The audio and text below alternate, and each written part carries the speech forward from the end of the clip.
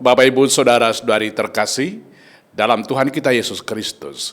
Kita bertemu dalam edisi perdana Renungan Anggur Baru. Saya ada di Pulau Seram bersama Uskup Diosis Amboina, Monsinyur Seno Ngutra. Kami mengunjungi beberapa tempat di wilayah Kabupaten Seram bagian Barat dan Kabupaten Maluku Tengah. Daerah-daerah yang kami kunjungi adalah Taniwel, Wahai, dan Labuan.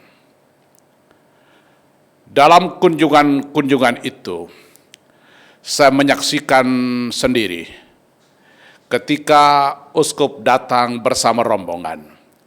Umat menyambut uskup dan rombongan dengan gegap gempita. Ada tari-tarian, ada pengalungan bunga, dan lain sebagainya. Pemandangan yang paling menarik dalam kunjungan itu adalah ketika uskup tiba, beberapa umat datang menyampaikan keluh kesahnya kepada uskup. Ada yang mengatakan, Bapak Uskup, kami tidak punya gereja karena kami tidak punya tanah. Ada yang mengatakan, Bapak Uskup, pembangunan gereja kami sementara terhenti oleh karena kami kekurangan material, dana tidak cukup. Ada yang mengatakan, kami punya stasi sangat terbatas, sehingga peralatan-peralatan liturgi, sarana-sarana liturgi kami belum ada, tabernakel, buku-buku liturgi, termasuk pakaian-pakaian liturgi. Hal yang menakjubkan dalam pertemuan itu adalah uskup langsung memberikan respons yang sangat positif. Uskup bilang, aku akan segera membantu. Maka kepada mereka yang membutuhkan tanah, uskup langsung suruh cari tanah, dan menarik, hari itu dia bayar lunas. Ketika umat datang dan menyampaikan keluh kesah soal kekurangan material bangunan, uskup langsung memberikan bantuan berupa seng dan semen. Sedangkan yang lain-lain, termasuk peralatan-peralatan liturgi, uskup berjanji dalam waktu dekat akan dikirim dari Ambon ke Pulau Seram. Bapak Ibu Saudara-saudariku yang terkasih, hal yang menarik bagi saya adalah ketika menyaksikan adegan yang menakjubkan ini, saya teringat akan apa yang tertulis dalam Alkitab di Injil Matius bab 9.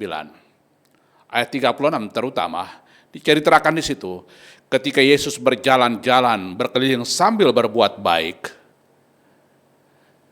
hatinya tergerak oleh belas kasihan ketika menyaksikan orang-orang miskin dan terlantar. Yesus berhenti dan Yesus segera memberikan pertolongan. Hari ini kita sedang mempersiapkan diri untuk akan masuk dalam masa puasa, masa prapaskah, masa tobat dari tanggal 22 Februari sampai 7 April. Masa 40 hari, masa retret agung. Dan yang menarik, ketika kita awali masa prapaskah, bacaan pertama dalam misa hari Rabu-Abu diambil dari kitab Yoel bab 2. Dalam Alkitab itu Nabi Yoel dengan lantang menyampaikan kabar baik dari sorga.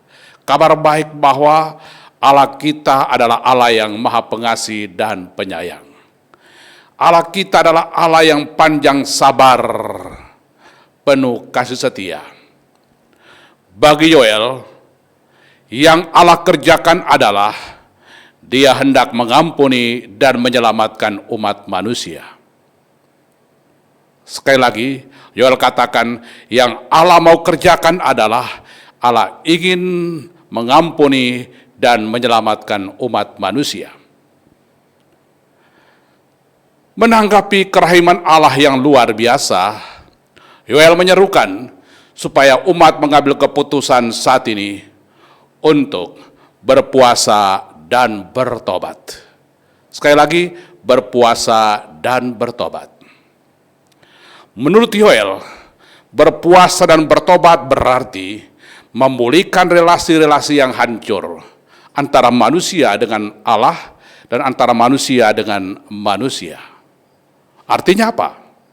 Bagi Yoel, ketika manusia mengalami relasi yang terganggu dengan Allah, ini kesempatan kita kembali kepada Allah dengan bertobat, dengan hidup baik, dan dengan hidup benar. Yang kedua, memulihkan relasi antara manusia dengan manusia adalah kalau hari ini ada di antara kita menyimpan kebencian, dendam, dan amarah kepada sesama, maka saatnya kita singkirkan dendam, amarah, dan kebencian itu dan mulai mengasihi, bahkan mulai berbagi kasih kepada siapapun. Bagi Yoel, ini pertobatan yang benar. Dan kalau kita baca selanjutnya, kitab Yoel bab 2 ayat 18 dan seterusnya, Yoel mengatakan begini, ketika kita mengambil sebuah keputusan untuk bertobat dan kembali kepada Allah, maka bagian Allah adalah memberkati. Perhatikan, bagian Allah adalah memberkati. Berkat apa dari sorga? Berkat apa dari Allah? Yang Yoel katakan, berkat dari Allah adalah hujan awal dan hujan akhir. Artinya, ketika itu musim-musim penuh berkat akan terus diberikan kepada manusia. Maka yang akan dialami oleh manusia adalah manusia akan mengalami kelimpahan minyak, gandum, dan anggur. Perhatikan, minyak, anggur, dan gandum. Ini berkat-berkat yang Tuhan janjikan melalui Nabi Yoel ketika orang mengambil keputusan untuk bertobat. Maka saudara dan saudariku terkasih, kita segera mulai dengan masa prapaskah. Masa prapaskah berarti masa retret agung. Itu berarti seperti seruan Nabi Yoel tadi, ketika kita mengadakan retret, yang kita renungkan dan kita refleksikan bukan soal keberdosaan manusia, tetapi seperti kata Yoel, yang kita renungkan adalah kasih karunia Allah. Bagi Yoel, kita sekarang fokus kita bukan lagi kepada dosa-dosa kita, tetapi kepada kasih karunia Allah. Rasul Paulus mengatakan hal yang sama di suratnya kepada umat di Roma bab 5 ayat 15. Bahwa walaupun dosa manusia ada dan terjadi secara turun-temurun, namun lebih mengagumkan, lebih menakjubkan kasih karunia Allah jauh mengatasi dosa manusia. Maka masa ini kita diundang untuk kembali merefleksikan kasih karunia Allah, merenungkan kasih karunia Allah, artinya menyadari kasih karunia Allah, bahwa hidup ini terjadi karena kasih karunia Allah semata-mata, sampai Yesus putranya mati di kayu salib hanya untuk menyelamatkan kita. Kalau kita ada di sebuah refleksi selama 40 hari ini tentang kasih karunia Allah, maka pastikan ketika itu kita melangkah dengan sebuah keputusan sesuai iman, yakni meninggalkan dosa dan kefasikan dan kembali kepada kasih karunia Allah. Tetapi kalau fokus kita hanya kepada dosa selama 40 hari, maka saya sangat yakin tiap-tiap hari kita cuma pikirkan dosa dan kita tidak akan pernah mengalami kasih karunia Allah. Padahal Tuhan janji di atas kayu salib, Tuhan telah menyelesaikannya dengan sempurna karya penebusan itu. Maka tidak ada lagi penghukuman dan kutuk.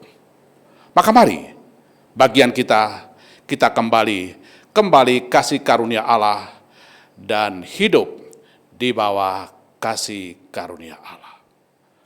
Semoga demikian. Selamat berpuasa, selamat menjalani retret agung. Tuhan Yesus memberkati kita sekalian.